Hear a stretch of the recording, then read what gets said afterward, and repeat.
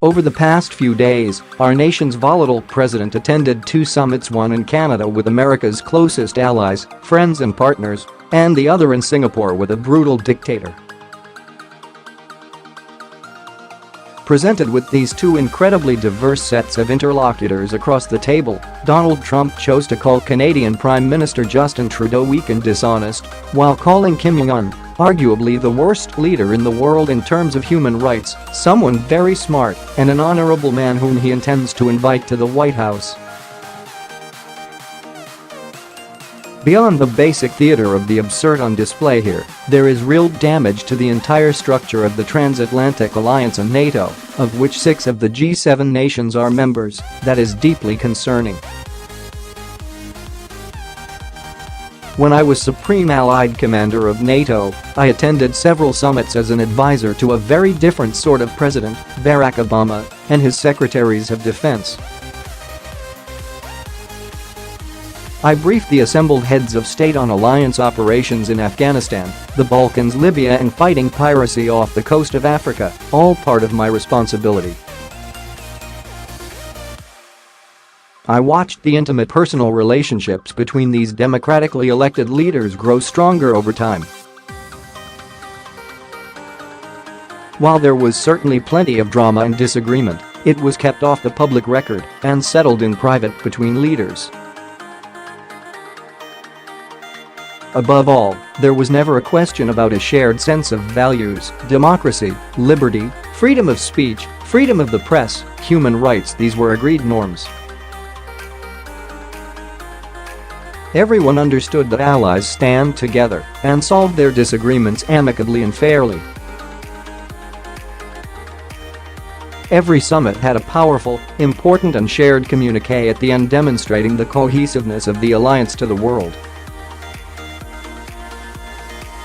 Therein lies the power of alliances, in which the sum of everyone's contributions is greater than the simple sum of the parts.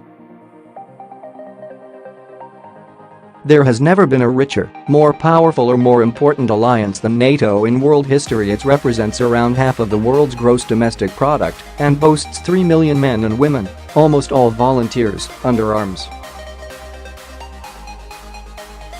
More importantly, with 150,000 NATO troops under my strategic command on 3 continents, it never would have occurred to me that a national leader from any of the then 28 nations of the NATO alliance would launch the sort of ad-hominem attack Trump directed at Trudeau at the G7 summit.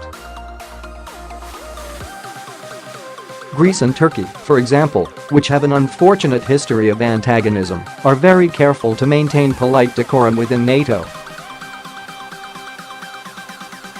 To hear a U.S. president shatter that long-standing norm is deeply concerning and will resonate throughout the world, much to America's detriment. When we next turn to NATO for assistance in a global hotspot from Africa to Afghanistan to our own shores, the response may well be justifiably tepid. We should remember that the only time the NATO alliance has executed an Article 5 commitment, an attack on one is an attack on all, was in the wake of the 9/11 attacks, when Europeans came to our defense, followed us into Afghanistan, and many of them also into Iraq.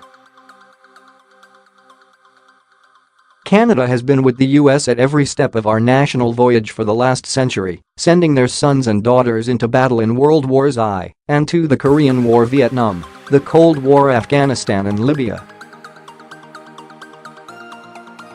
I remember visiting Canadian troops in Afghanistan, where they suffered grievous losses on the battlefield, and watching their jets fly with ours over Libya. There are plenty of worthy targets in the world for a U.S. president's ire: Bashar al-Assad in Syria, Vladimir Putin in Russia, Nicolas Maduro, and of course Kim himself, but Trudeau is not part of that set in any rational sense. What Trump risks with his constant attacks on NATO, his disrespect of European and Canadian leaders, including not only Trudeau, but most critically German Chancellor Angela Merkel, is the stability and longevity of the transatlantic alliance. This is more than a family spat, and some administration officials have styled it. This division is beginning to feel permanent, at least in the context of the Trump administration. Can we recover? Of course we can over time. Why risk the most important and battle-tested global alliance we have over a relatively minor disagreement on trade policy? We are vastly stronger with capable allies who believe in us, and Trump's careless and thoughtless dismissal of an important NATO ally, echoed by his staff in the White House, will hurt us.